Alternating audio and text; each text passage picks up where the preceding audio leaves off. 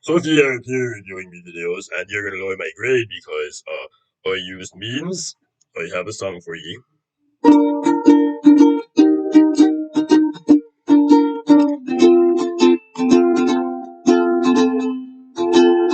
Shine in the jungle, the mighty jungle, the lion sleeps tonight. So whether you like it or not, so whether you like it or not, there will be memes in my physics explainer videos. There'll be three left before the term ends. So yeah. And anyways, we are given that the d is 2 meters. Interesting. Which means that half of d is r, and then r will equal 1 meter. But we actually don't need r right now. So so the work the work of the telescope is 9.1 times 10 to the negative 11 joules. And t of that work will equal 10 seconds.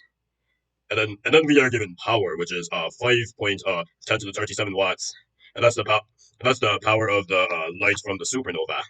So and then so we are looking for how far the supernova is from the telescope, and we have to give the answer in light years. So yeah, we're also given speed of light, which is 3.0 times 10 to the 8 meters per second. So yeah. So anyways, we have to find the work of the light coming from the supernova. So which is simple. So we have the bound. So we can see this as an integral where w equals it equals the integral from 0 to 10 seconds of power times the derivative of time, and then it just simplifies to w equals pt, and then t could just equal 10, and then you just get p times 10, and we are given p, so it's 5.0. So the work of the light is 5.0 times 10 to the 38 watts, and that's your work for and that's the work of the supernova. So anyways, I forgot to mention that we're looking for the distance from the telescope to the supernova. So if I can use a different color like blue or something, there's some colorblind people that I know. So yeah, we're looking for this distance between the telescope, which is in yellow, and the supernova explosion, which is red, which is the red dot in the middle of the red circle that I can barely draw. So and we're looking for the answer in light years for some reason. I mean, it's better than using like a dead king's foot and like 12 segments of that foot to measure something. There's a principle that every energy either absorbed or released is proportional to its area. So as you can see, the work of the scope is directly proportional to the area of the scope, which is going to be pi r squared, uh, since the scope is detecting it in a circle or something. And then the nova explodes.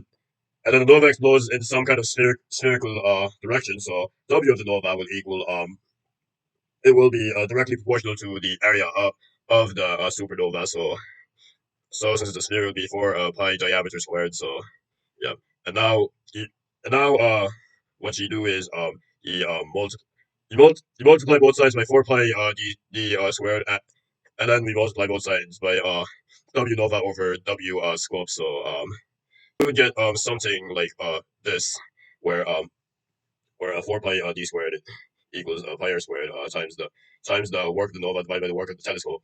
So you divide both sides by 4 pi, and then as you can see, it isolates d, but d is still squared. But then what you can do right now is you can cancel out a pi, like as if it were a usual word that did some kind of minor convenience. So yeah, and after that you gotta get the square root of all this of both sides in order to isolate d.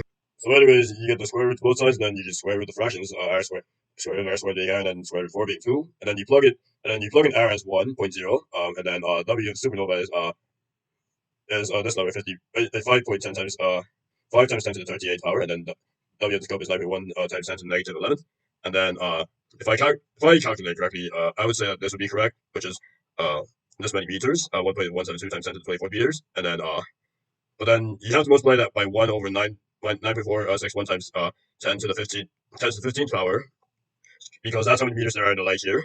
And then if you do the calculation right, you probably get 1.2 times 10 to the 9 light years, and that's how many light years it is from the telescope to the supernova.